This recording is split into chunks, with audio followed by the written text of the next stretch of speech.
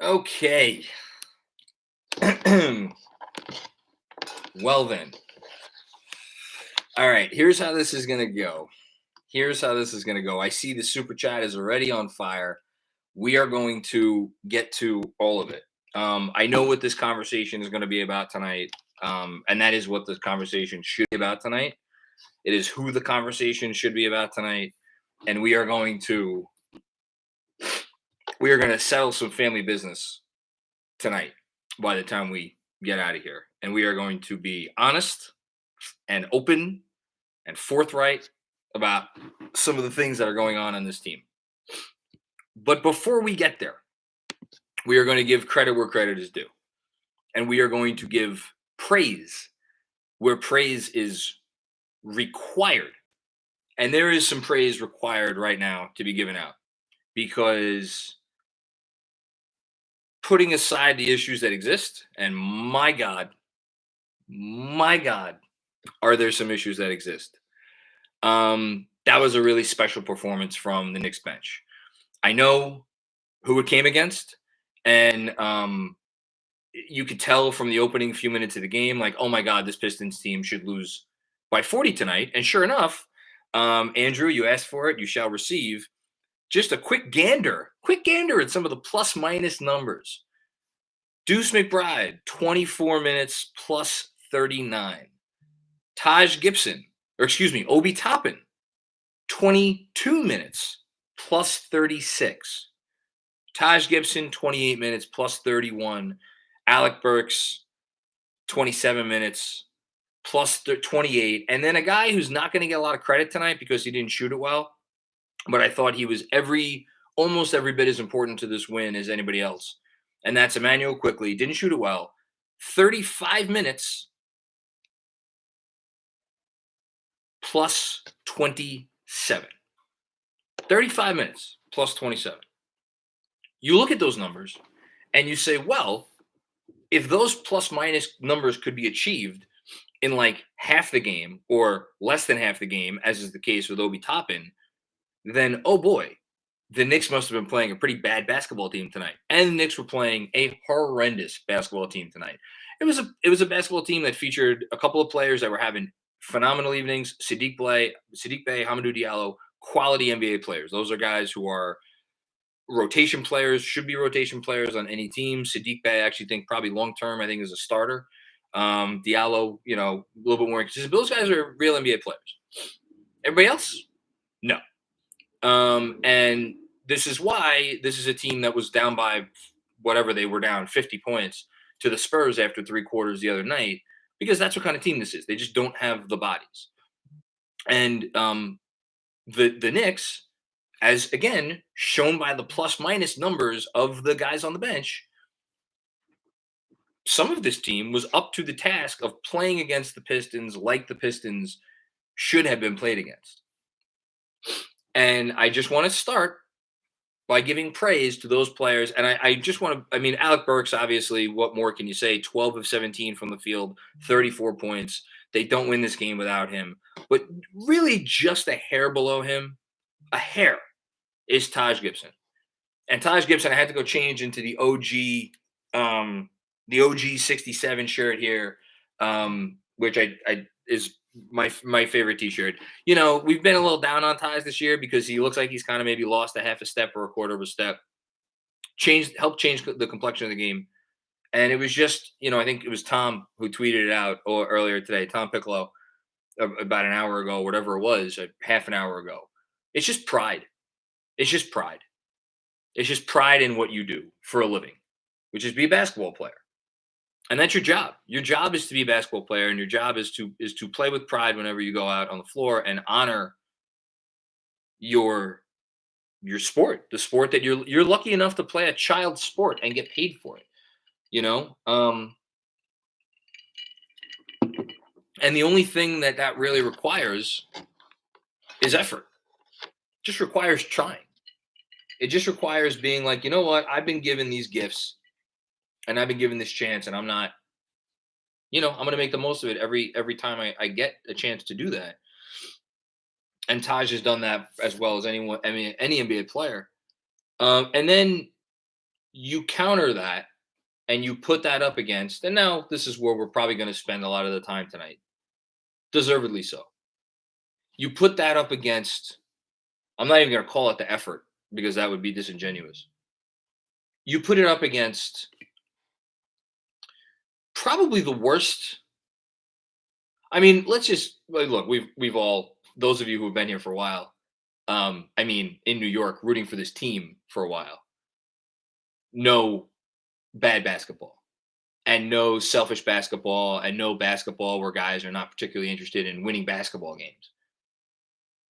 What the Knicks starters, really the whole game, but especially obviously in the beginning of the third quarter, and let's just call it like it is, Julius Randle in particular. I mean, no one is absolved. You don't, if you give up a 24-5 run or 25-4 run, whatever the fuck it was, to this Pistons team, no one is absolved. Not Mitchell Robinson, who had some nice offensive rebounds and what have you. Not RJ Barrett, who hit a few shots. Not Quentin Grimes, who I thought played hard but couldn't buy a bucket, and not Kemba Walker, who they're trapping him and it's completely taken him out of any rhythm he was in. I'm not absolving any of those guys. It's all, everybody's at fault. But so many people have said it. I keep saying it. It's staggering to me that I would. This was the hill that I was ready to die on earlier in this year, in this season. Julius Randle doesn't deserve to be anywhere near a basketball court right now.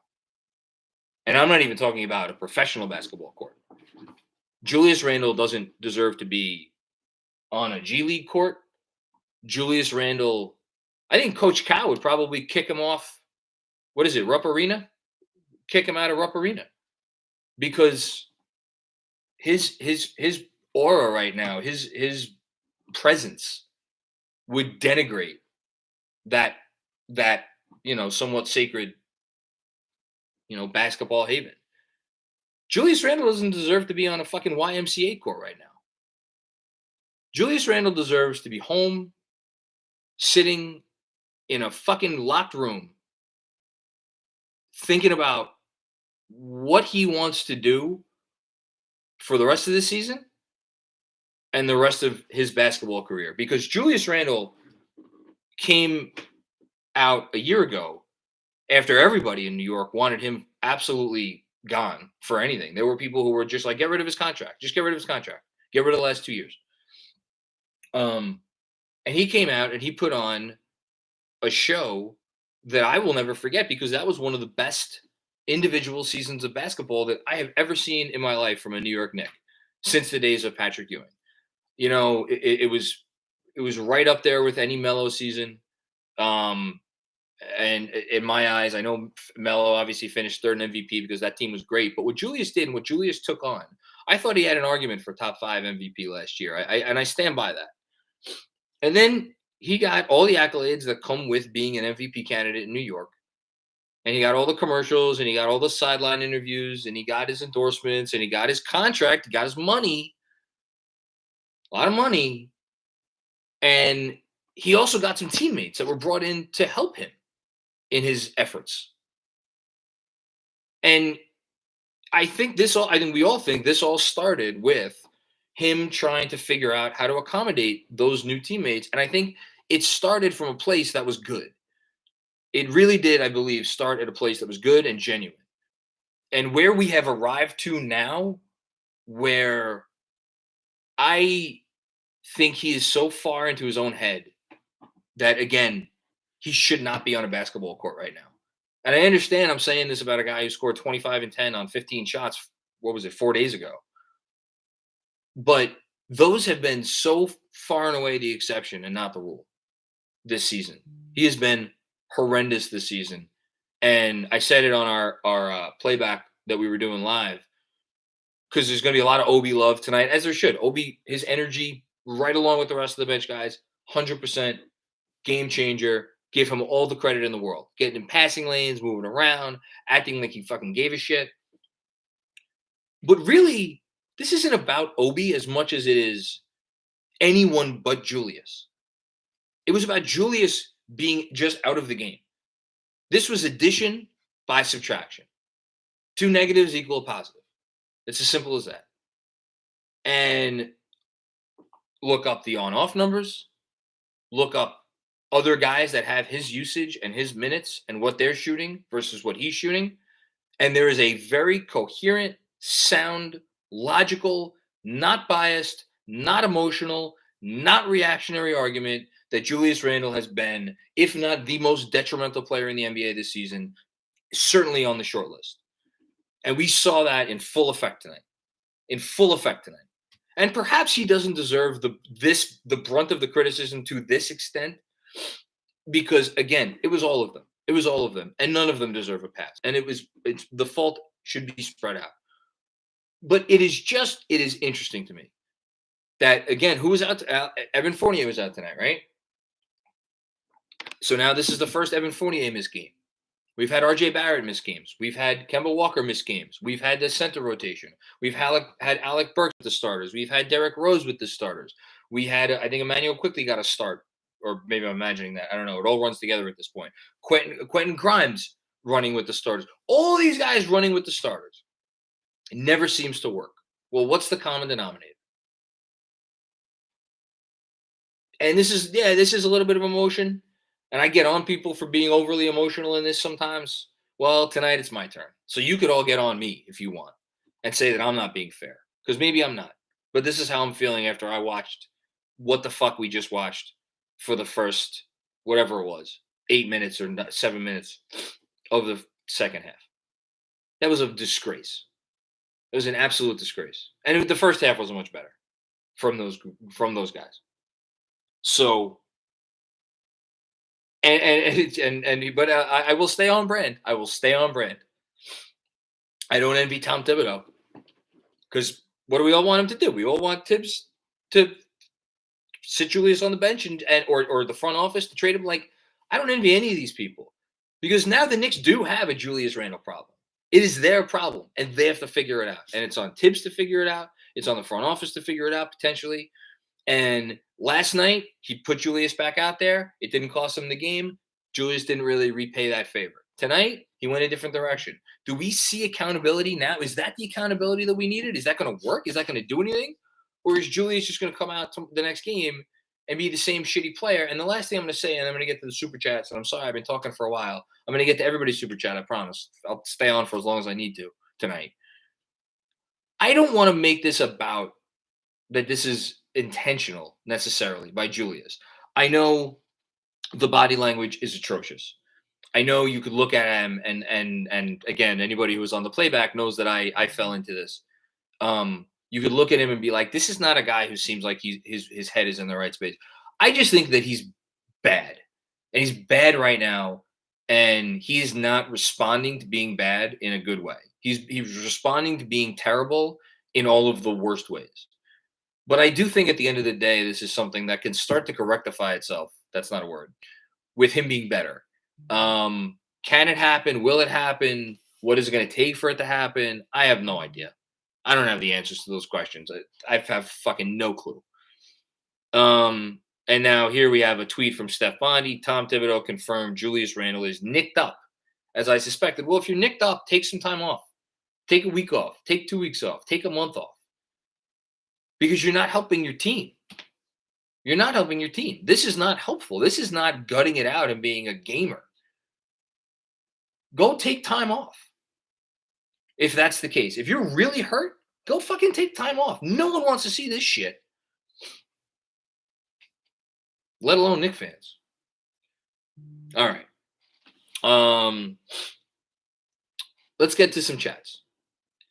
Hannibal Miles with our first super chat. And obviously, Andrew, I've been talking for a while, so I'm probably going to need you to help me out here. Can the bench play all 48 minutes? In my opinion, this still wasn't a Tibbs trust the bench move, but the starters are that bad move. Yeah, I mean, Tibbs did what he felt he needed to do to win the game. I'm not giving any flowers to Tibbs right now. I want to be very clear. Me saying that I don't envy Tom Thibodeau is not me saying that I think Tom Thibodeau is doing a great job. And I didn't say that last night. I'm not going to say that tonight. I don't think Tom Thibodeau is doing a great job. I don't think this year has been a particularly great job from him coaching the team. I think he's been confronted with some very real problems, and he has not figured out how to handle those problems. And your job as a coach is to figure out how to handle problems. He has not done that. I don't envy him. I think it's a tough situation. I don't know what he does, but he's not, but yes, I agree with you. I think it came down to the starters being that bad. Robert McGinley. All right, you wake up tomorrow and you're Leon Rose. Oh my goodness, let me take a drink. What's your mentality and approach going into these next few months based on what we've seen thus far this season? It's a fantastic question. Here's the problem, right? What's the easy answer? The answer everybody wants me to give is trade Julius Randle. Okay, well, guess what? NBA teams all around the league, they have scouts at all these games. Everybody's watching this shit. Now, there may be teams out there who may say, "Oh, look at that guy. That guy, I bet you we could get him for 40 cents on the dollar, 45 cents, 50 cents on the dollar." I don't know how many of those teams there are. I don't know if it's 1, 2, 5, 10, 0. I don't know. I assume there's probably at least 1 or 2. So then if you're Leon Rose, you're like, okay, do we send Julius Randle off essentially for like matching money and maybe like a protected first round pick or something? Is that the smart move?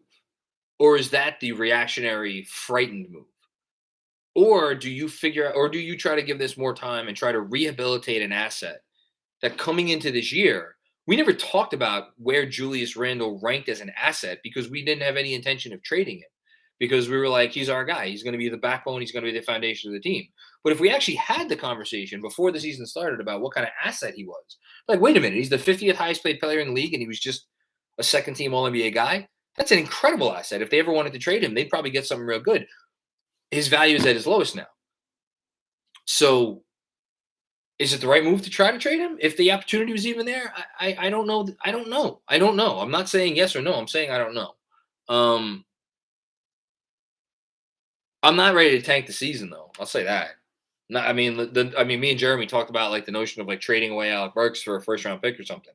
Fuck, man. I'm not ready to give up on the season yet. I know it's not going to end anywhere, amazing, but like, it's not like you're getting any crazy good asset for any of this stuff. And the kids are playing. The kids are playing. So roll with it. And Tibbs is going to keep playing the kids. Kevin Wilson, pleasantly surprised Tibbs stuck with the bench in that fourth quarter. After how bad it was to start the third, I'll say I'm mildly surprised, barely mildly surprised. But yeah, Harry Donor, I don't envy Leon or Tibbs right now. Yeah. You're always on point, Harry. Appreciate that comment. Thank you. Michael Aaron, Tibbs gets all the blame for the starters playing like shit, but none of the credit for the bench being good. Funny how that works. I mean, look, again, we don't need to praise Tibbs, but I think it is fair to point out that when his supposed best player is off the court, the New York Knicks have a net rating that I haven't checked it in a few days, but it is either above the Warriors and Jazz for the best net rating in the league, or it's right there with those teams. And we're not talking about 50 minutes or 100 minutes or 150 minutes. We're talking about, and I'll look it up now. It hasn't been updated after this game, but I think it's over 400 minutes now that Julius Randle has not been on the court for the Knicks. And if you look at like what the Knicks have done in that time, it's pretty astounding. And yeah, Tibbs deserves credit for that. And also the front office deserves credit for drafting these kids and identifying, okay, we want to bring certain guys back. We want to bring Alec Burks back. We want to bring Derrick Rose, who was playing great, back. Nerlens probably more out of necessity, but yeah, Tibbs is coaching those guys up. And guess what? Those guys are improving. Emmanuel quickly got better. Obi Toppin got better. Sam L. Palpable the momentum shift is when the bench comes in. Absolutely, 100%. Never more than tonight. Completely agree. Is this the turning point as far as Tibbs and lineups are concerned? Hashtag Obi Avengers.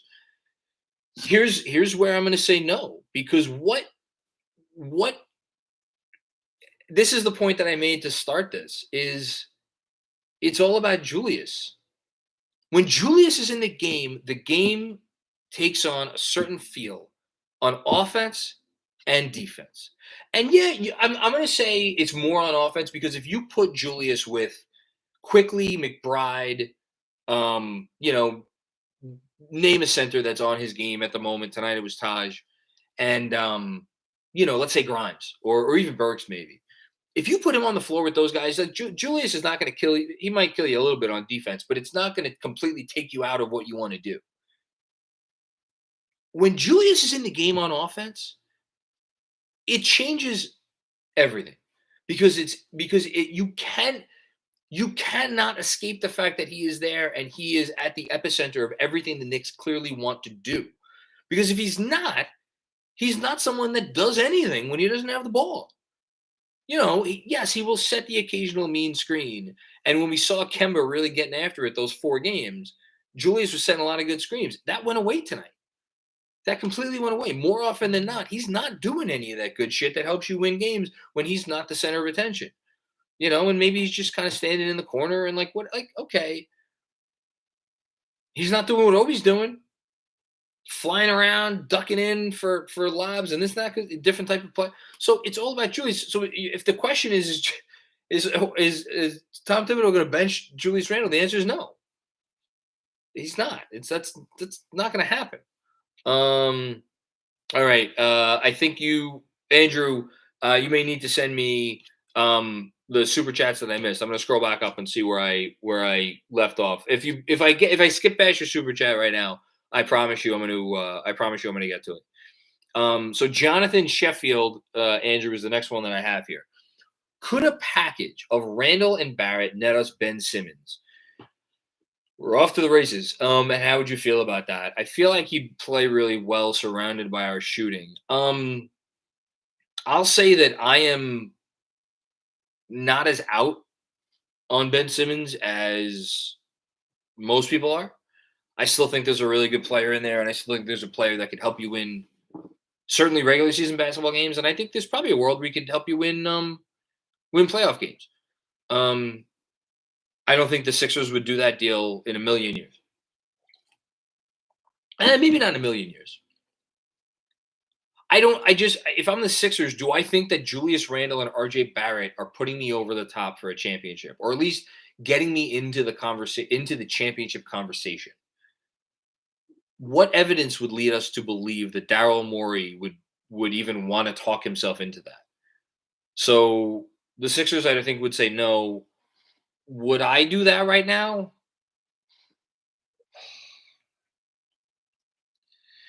I mean, you guys know I'm not this crazy Barrett supporter.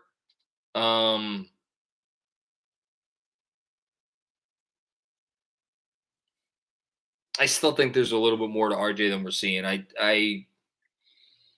don't know. I don't know about that. God, I think about it though. That's for sure. By the way, the on-off, and then I see you put the super chat in the pinned tweet. Thank you, Andrew. The on-off number for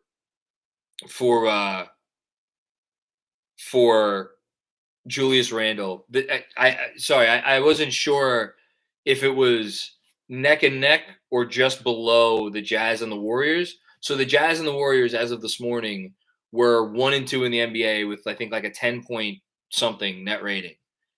When Julius Randle sits in 455 minutes, the Knicks are outscoring teams by 15.9 points per 100 possessions for a nearly 16 net rating. That would be far and away the greatest net rating in the history of basketball. How you like them apples? When he's on the court, they're getting outscored by 6.3 points per possessions. Just shake your head. From Steve Cordero. Merry Christmas, Happy New Year. Thank you, Steve. Same to you. I agree with your defensive tips. Thank you. He's in an impossible situation with Randle, whose lack of effort is sabotaging the season. Yeah, I mean, we are definitely seeing his struggles manifest in a lack of effort. But to me, the worse than the effort, if something could be worse than a lack of effort, is just like, if you're the leader of this team and like everybody feeds off of you, you are just walking negativity right now. You're a black hole. Like, who would want to play? That's why that's why it's become so clear as day to me after watching this game. No wonder the fucking starting lineup always has a shitty on-off. Because who the fuck would want to play with this guy the way he's playing?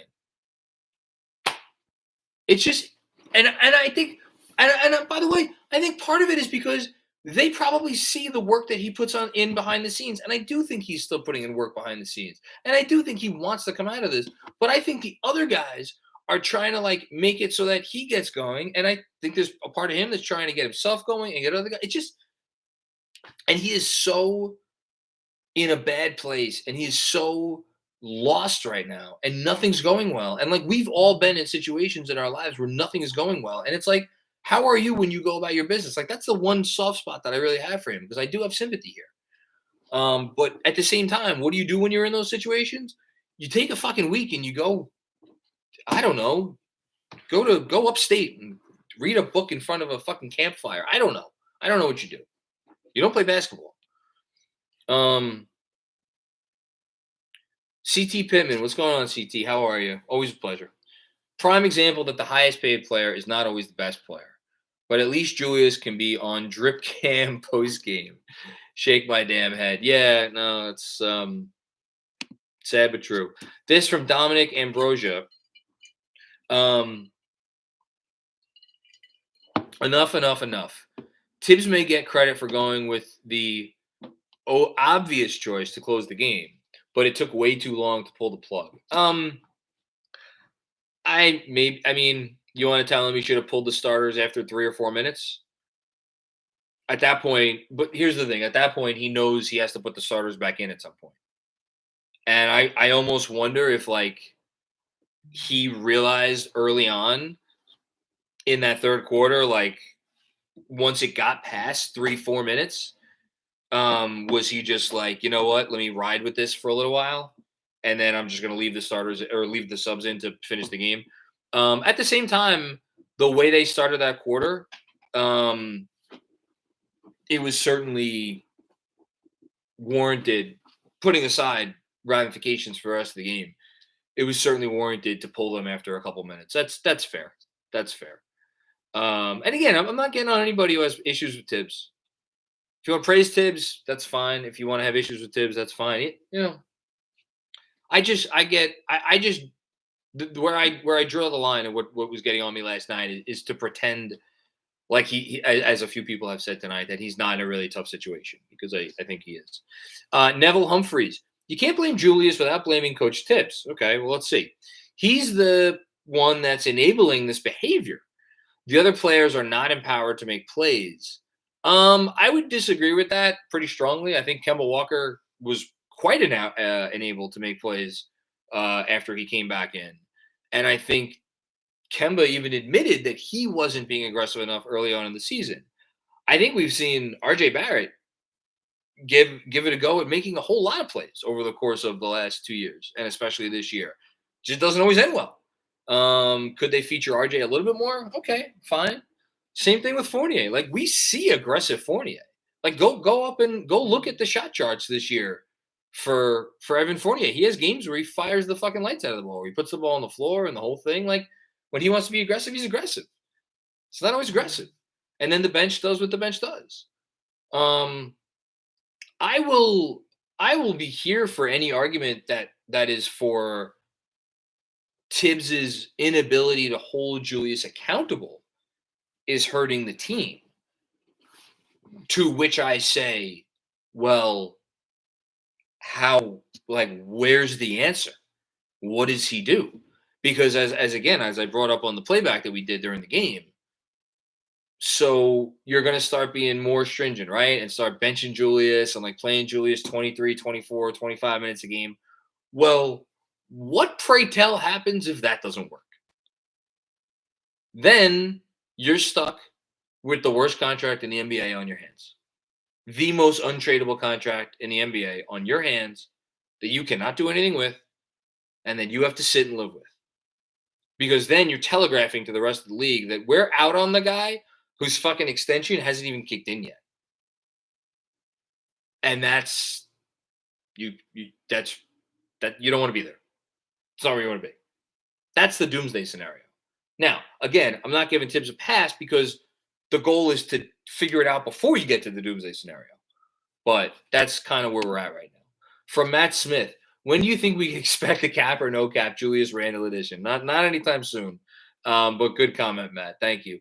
Ryan Menzies, what's going on, Ryan? Alec Burks showing again why you resign him over Bullock. Yeah, and Bullock's hasn't been good this year. Starters completely outclassed, and it starts with the guy who's supposed to be your leader. Yeah, 100%. From Jeremy E. What do we trade Randle for? He can't be on this team anymore. Also, stop hating on RJ. He has to play with Julius. Yeah, no, that's a fair comment. I appreciate that. Thank you for that. Set me straight there. Because RJ, we've seen how much better he is when he doesn't play with Julius.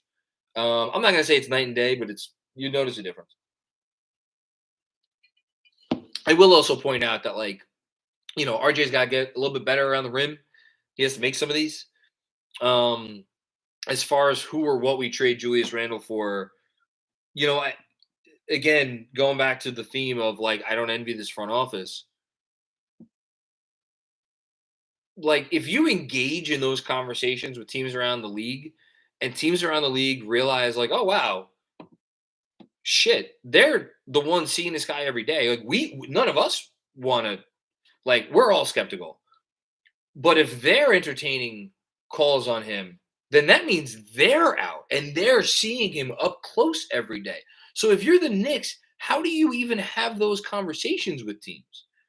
I don't think it's going to happen this season. I think maybe during the summer, where it's basically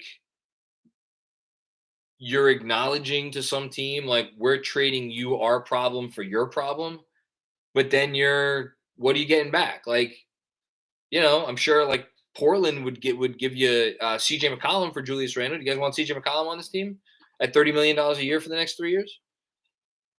I don't know about that.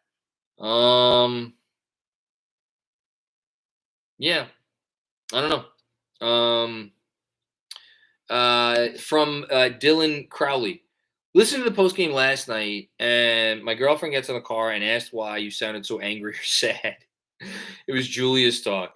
She'll be hearing this one, LOL. Tell your girlfriend that I'm sorry that she is subjected to listening to me say anything, and that you are very lucky to have her. Kevin Danishevsky, what's going on, Kevin? How are you, my man? Great to be with you tonight for the halftime and the playback. Best bench in the league, yeah, for 100%. No, we should focus on Randle with the starters, but the fan base should hold RJ accountable too. Interesting. This is coming off the comment that I'm a little too easy on or too hard on RJ. Those finishes at the rim are ugly, and how long are we supposed to say F it? Yeah, I think I'm in between.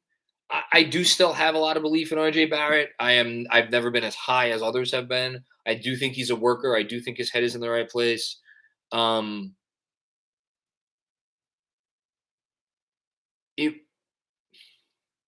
just say this. I'm not as high on RJ as I am. And I'm not even saying this as where their ceiling is as a player. In terms of where the fan, Jonathan Macri is, my emotional investment is more in Obi, in Quickly. At this point, honestly, Burks and Grimes I know Grimes had a terrible game. Grimes and Burks are climbing the list. I love watching those guys play. But RJ's, he's neck and neck with those guys. But to me, Quickly and Obi, that's what's so hard coming on here sometimes. And everybody's fire Tibbs, you should play Obi more. Obi Toppin might be my favorite Knick right now. Either him or Quickly. Those guys are just what more do you want rooting for and watching a basketball team than what those guys bring? They're the best part about this team right now. It's not even close. I love watching them play. What are you gonna do? From Al Diddy, what's going on, Al?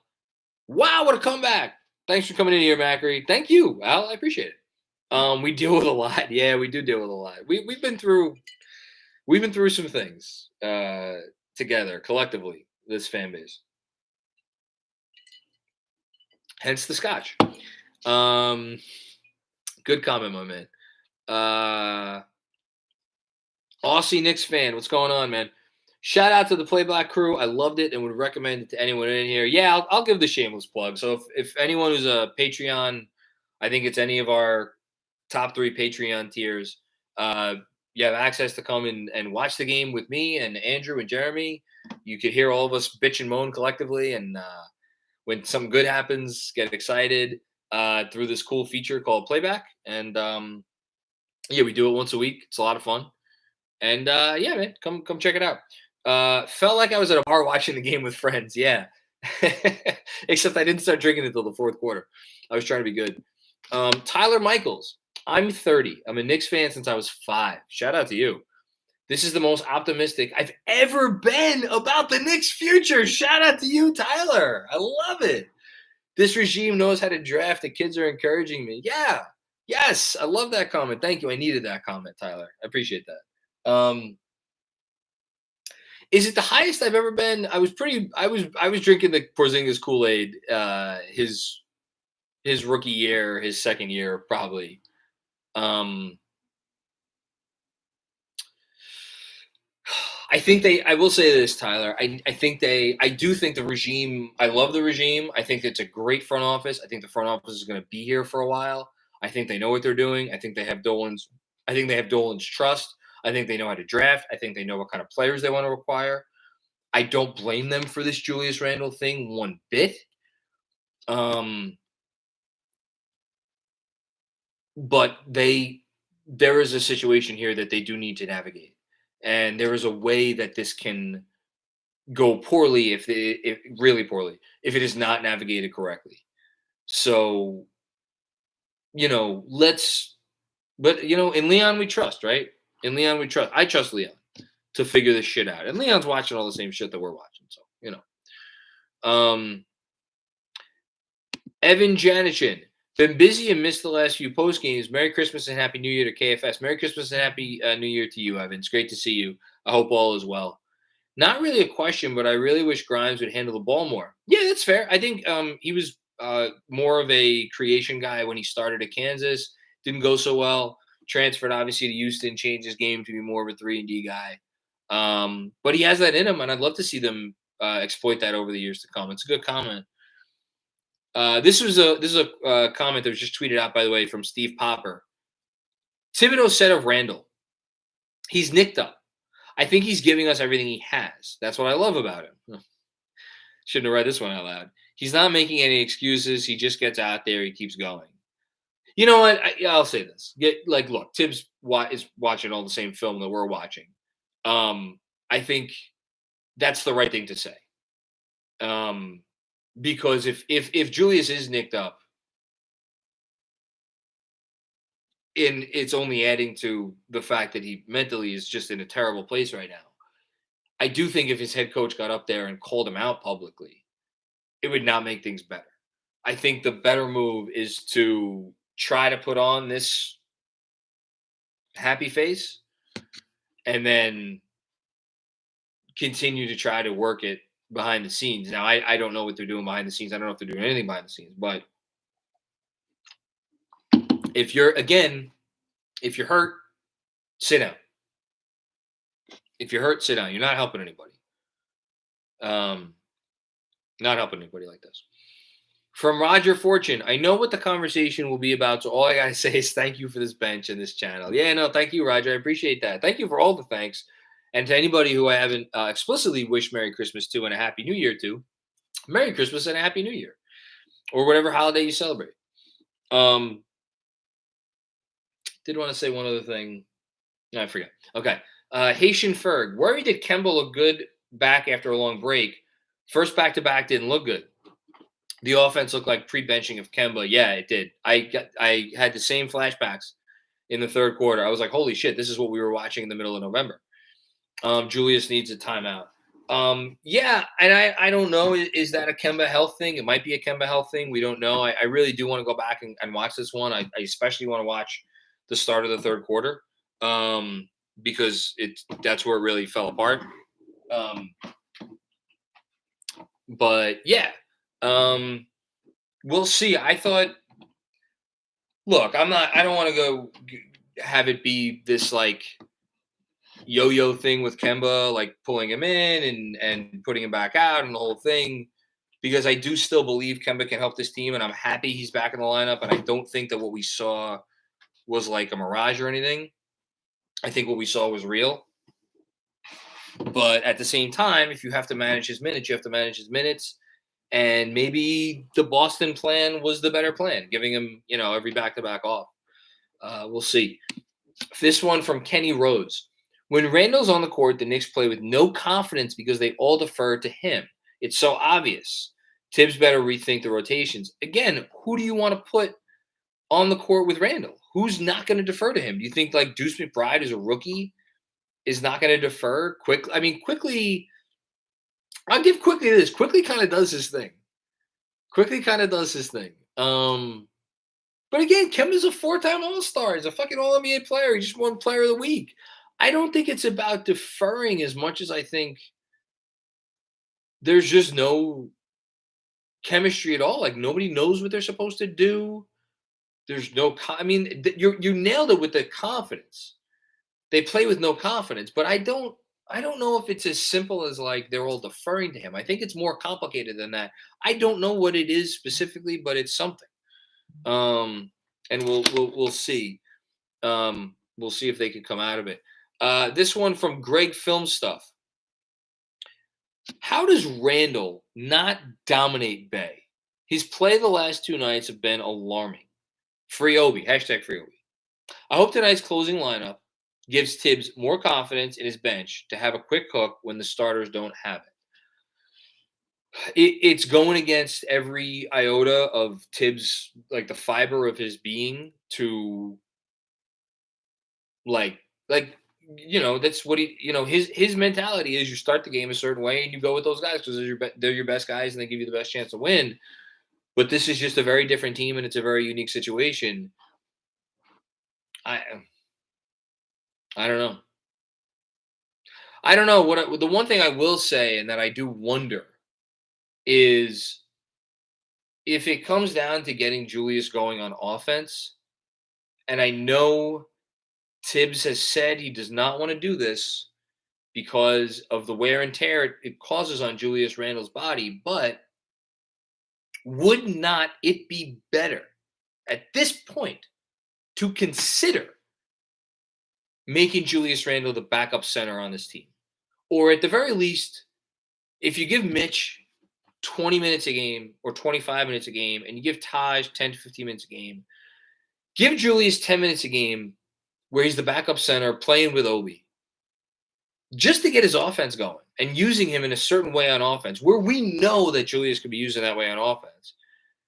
And but do you lessen his minutes to what do you lessen his minutes to? If you go to that for 5-10 minutes a game, I just, I don't know if I don't know if the solution is just make the problem go away. I think they have to solve the problem. I just don't know how to solve the problem. I wish I did. I really wish I did. Daniel Chang. Oh, sorry. This is Lunas. Lunas and Iraq. Congratulations, Lunas. Simply a better team when 30 isn't in every game. Yeah. Plain and simple.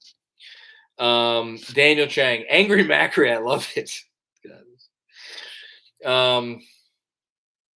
Whenever it comes out, it's genuine. You know that.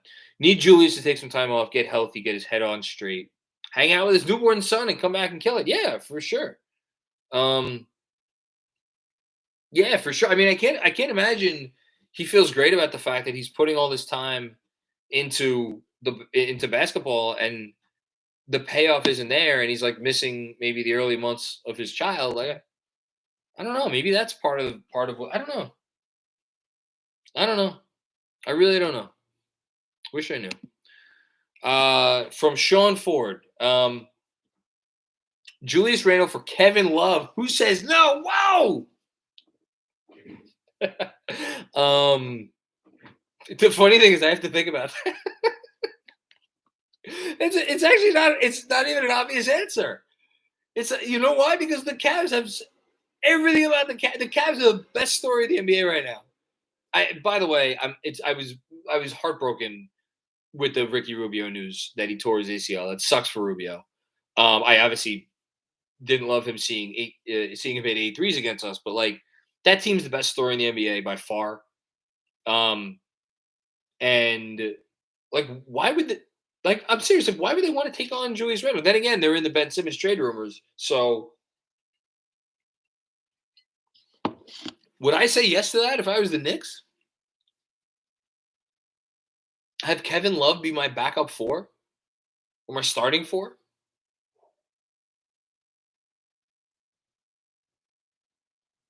Man, you broke my brain. Congratulations, Sean. Thank you. Um, Jeff Smith, Julius and the Terrible, Horrible, No Good, Ugly, Bad Starters. That's a book I'd read or throw out. That shit was childish. Good word for it. Good word for it. There was a possession. It wasn't even in the third quarter. It was a possession at the end of the first half where they were just like, it was like they were bitching at each other on the court, and I think Quickly was in because Julius wanted the ball somewhere, and like I don't know what it was, but it was like I saw that and I lost my shit about it at the time, and then the third quarter happened. So glad we're deep. Yeah, me too. Jason M, what's going on, Jason? Short-term answer: play Randle less than 30 minutes. Yeah, maybe, or give him some time off. I mean, can you just? Oh God, dare to dream. Can you imagine just getting 30 minutes of Obi every night? Getting 30 minutes of Obi every night, and then like, how about small ball RJ? How about small ball RJ at the 4 for 10 minutes a game? How about that? You know, get a little Grimes at the 4 for a couple minutes. Like, I'm open to anything. Like that would. Oh my God, the thought of that. It's like dreamland. Dom Cappuccini. Even Wally's calling out Julius right now. Yeah, you know it's bad when Wally's doing it. That's pretty bad. I'm thrilled we're back in the play-in picture, but this is just a mirage if we're still searching for a leader. Is this just a mirage if we're still searching for a leader? I mean, I barely want to give them credit for these last 2 wins. I mean that, and that may sound harsh, but like, come on, like these are like it's like pass and go and getting $200. You know, um, that's what tonight and last night was. Now you want to tell me, again, the Timberwolves beat the Celtics, and like tonight they were on the second night of a back to back, and like, okay, fine, sure, I guess that wasn't an NBA team. That wasn't an NBA team they played tonight. It just wasn't. I'm encouraged by the stuff that I'm encouraged about, but I'm not about to be like, yes, this team has won 3 in a row. We're back. Take us seriously. Just for anybody wondering, Knicks are right now a game and a half back of 6th. They're in 9th place, a game up on Boston. A game up on 3 teams tied at 10th. Boston, Atlanta, and Toronto are all tied with the same games back of first. And then Indiana's suddenly we're 3 games up on Indiana. How do you like that? Interesting. We play them in a couple days too. So half game back of Washington for 8th. All right. We'll see. We'll see what happens. Lunas Emirat. Tim said Randle was hurt. Should take this chance to rest him and see how we look without him. Also, a ton of RJ hate here. 17 and 7 on 42% in his bad game. Yeah, like again, I think with the RJ is such a polarizing player, man. I think what gets people is the feeling that there's like just basic fundamental basketball stuff that like we have this image of like good NBA players or great NBA players or somewhere in between good and great NBA players that like when they're near the rim and they get a pretty good look at the rim, it may not go in all the time, but like it looks good. It looks like it's going to go in more often than not. And then with RJ, there's some of those shots at the rim, and this is now 2.5 years in, where it's like, I don't know about that one. That said, like if you put that aside, this is still a guy who I still have a lot of confidence in his jump shot. This is still a guy who I think is a really good defender. He's a big wing who moves well. This is all good stuff. There's a lot of good there. I just think it's not coming as quickly, and maybe the ceiling isn't as high as some people maybe would have envisioned. Um, but I agree with you. I think the hate is probably too much. Ed Feingold, is tonight a signal that more starting unit changes are coming? What? Who? No, not unless they sit Julius for the injury. I don't think so. Sean Ford, Tibbs said Julius is nicked up. Wish he was mic'd up. But seriously, get him right by February 3rd, then trade him. We know he's not a championship player. I mean, I don't know. I mean, I killed the guy tonight. Do I know he's not a championship player in any role on any team? I think he's a guy in a bad place right now. He's a guy in a really bad place. And, we'll see if he can figure it out. So the lead, this is from Jeremy Chase, by the way. That is not popping up for some reason. So the lead of Julius's next Player Tribune piece should be, my first year here was terrible. Last year, I told New York, we here. I apologize. I made amends. This year, well, I got paid. Jeremy cut to the chase. I don't think it's just about the money. I think the money has something to do with it. I don't think it's just about the money. I think it's about more than the money. But, can't ignore it. Andrew, I may have missed something. So if I missed something, let me know. Brain XTC. The Knicks are just 2 superstars away. You got that right. That's a good call. No lies detected. Kevin Danishevsky. Oh my goodness. I can't do it. I can't even read this out loud, Kevin. I can't read it out loud. Would Westbrook for Randle and Fournier work? See, now you've gone too far, Kevin. There is one player in the NBA who will always be my least favorite player, no matter how bad Julius Randle is, and it's Russell Westbrook. If I had to watch Russell Westbrook play basketball for my team, I would. I don't think I could do this after games. He continues. We buy out Westbrook, and maybe LA is actually serious about AD at the 5 and is desperate. I don't know. Yeah, I don't even if I have to buy him out, I don't want Russell Westbrook. Nah, and here's the thing. Like, we're talking about Julius Randle like he's the worst contract in the NBA. I think a lesser coach would have given him by now. Give credit or blame to Tibbs, one or the other, for being stubborn and being like, I'm gonna figure this guy out. We'll see. This from Barry Craver. John, you got 2 little kids. You remember what it was like. Get Julius a night nurse with his big contract. I got a good one. Happy New Year. Yeah, Happy New Year to you too, Barry. Yeah, I mean, I not that I remember what it was like. I know what it's like. My kid still doesn't sleep worth a shit. Neither of them do. Fucking older one's probably still up.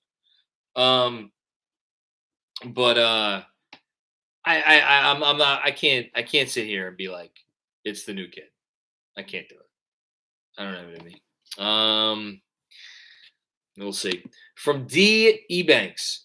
It doesn't matter who's on the court. The problem is Tibbs. He doesn't have an idea on offense. His players aren't in the best position to succeed. I don't know what you want me to say to that. Agree to disagree. Again, Tibbs doesn't have an idea on offense. Without Julius Randle on the court this year, the Knicks have a 115.4 offensive rating in 455 minutes. That would be the second best offensive rating in the league, and he's doing that with that's just backups. Someone's got to coach those guys too, right? Or maybe Tibbs doesn't coach the backups. Maybe Johnny Bryant coaches the backups. That's what it is. Emil Bumansour, what's going on, Emil? If we play this bad against the Thunder, the garbage Thunder will beat us by double digits. 100%. The Thunder are a real team, and I know they've been hit a little bit by COVID too in the last few days. But like SGA, he will tear them a new fucking SGA. Lou Dort, like Giddy can't shoot it worth a damn, but that dude could fucking play. And I think Giddy's actually in protocols too. So I don't even know who they have, but like between SGA and Dort, like those guys will tear the Knicks a new asshole if they come out with this kind of effort. Again, effort in air quotes. Like those guys play hard. They're well coached. I think their coach is in protocol right now too. But like those guys, they're not a mirage. Like they play. They're decent. So yeah, we'll see. We'll see what the Knicks do. I don't know. I don't know. I don't know what to expect. I really don't. I wish I did. This from Forgotten NYC. Julius plays like that 6'5" dude at the rec center who'd rather chuck up threes instead of driving and dunking on anyone using his athleticism. Yeah, I don't know. But then again, if that were true, then we wouldn't. But he also puts the ball on the floor, and he had 3 turnovers in 3 minutes to start the third quarter by trying to put the ball on the floor and like trying to create something. Like he's not standing there on the 3-point line chucking it every time he gets the ball. That's not what's happening. It's more pervasive than that. This is a guy who has like literally forgotten how to be an effective NBA player. I don't know. Something else.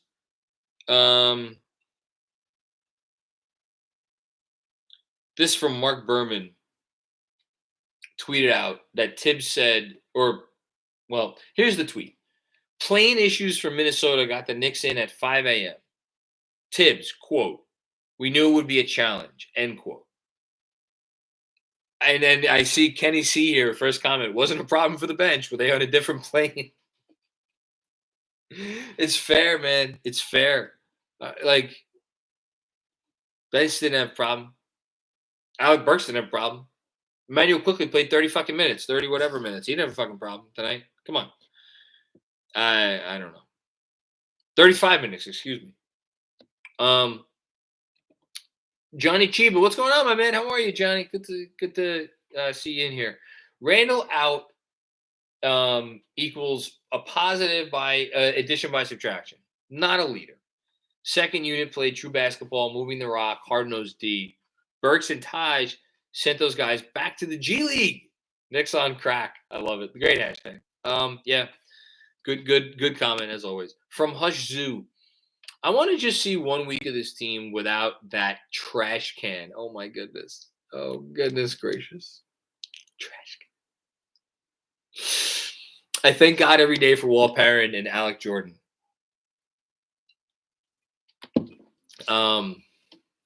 Yes, we have reached the trash can portion of the season. My God, this guy was our savior. He was our savior. I had my wife go out and get this for me as a gift for, I forget, my birthday or Father's Day or something. I haven't even, it was the best. This is going to go over well. I haven't even gotten to Julius on my top 75 Knicks of all time because I have him still higher on the list because that's how highly I thought of what he did last season. Oops. Man. Cold days. ML Nair. When Julius is on the court, his teammates look like they feel obligated to stop the ball flow to make sure he gets the ball. I think that's except when Kemba wasn't doing it for those couple of games.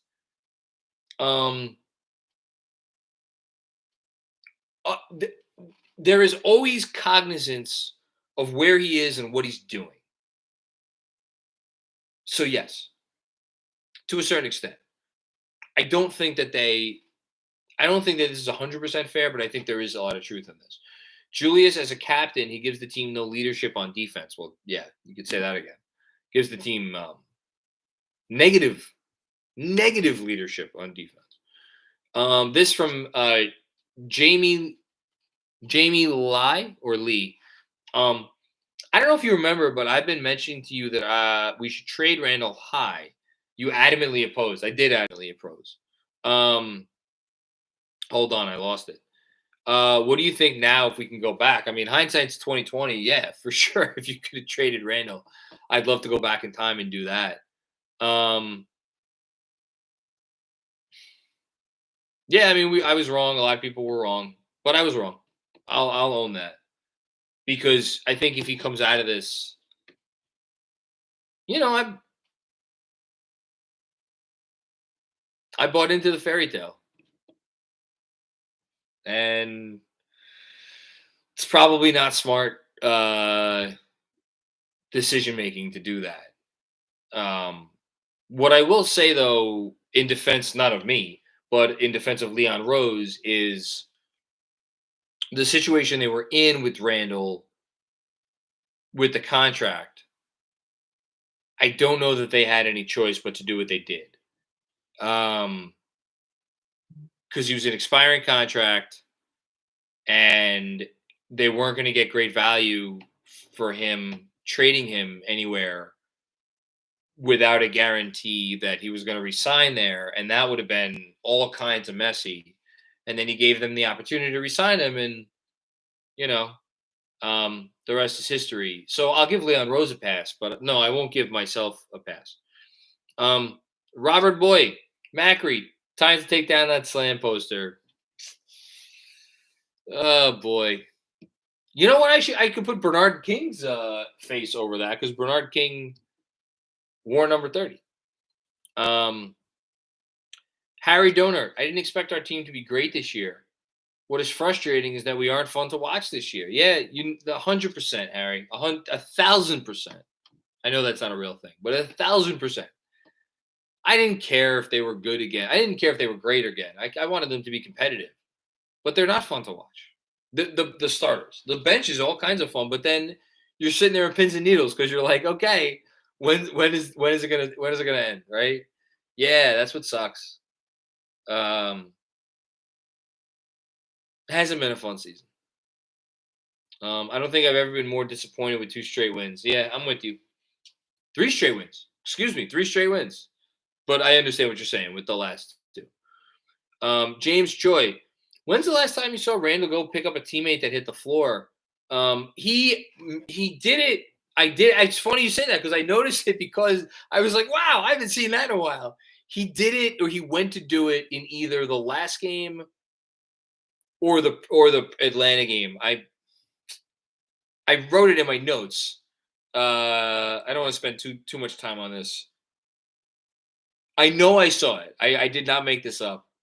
I feel like it may have been on Christmas, which like maybe that was because it was a Christmas Day game.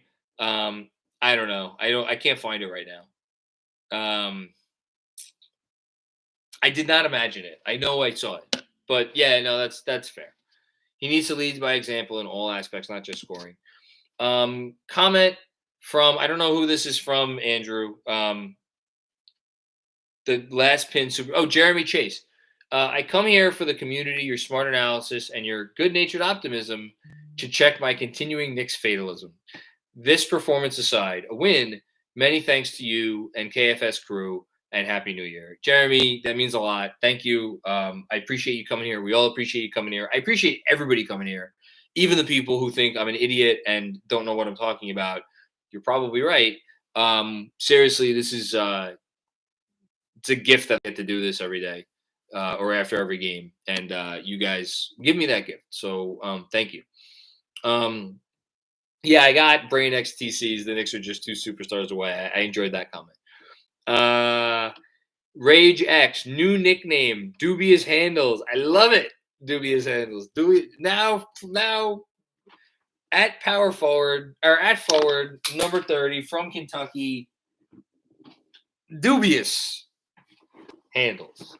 Has a nice ring to it. Kevin Danishevsky, I just want to be clear that I don't want Westbrook to play a single game. Yeah, I got it. I'm just freaking desperate, man. I don't see how Julius gets it back. Yeah, I don't know that I see how Julius gets it back either, but the worst thing you could do in the NBA is sell low. Now, there's an argument that we haven't seen rock bottom yet, which is fucking frightening. But you know what? If he's hurt and he gets healthy, Crazier things, right? Crazier things. MK21. Yo, KFS, I hope all is well. Randle is super talented, but despite what he thinks, he's not talented enough to win games without trying. Yeah, no one is. No one in the NBA is talented enough to win games without trying. He has to try. And again, I'll end here because I started with a rant about Julius, and I'll end by this. Because since I did the rant, Tibbs has gone up there and said he's nicked up. If you are too hurt to give the requisite effort to make simple basketball plays, simple effort plays, you shouldn't be out there.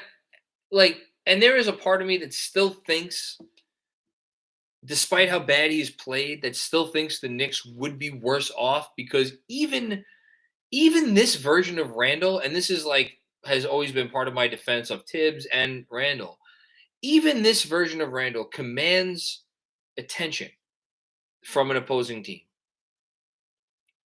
That said, it is not like the Knicks have a bunch of nobodies out there.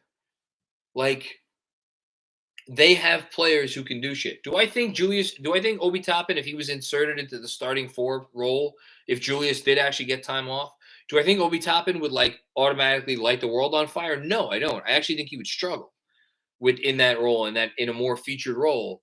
And I think the offense would probably struggle at times.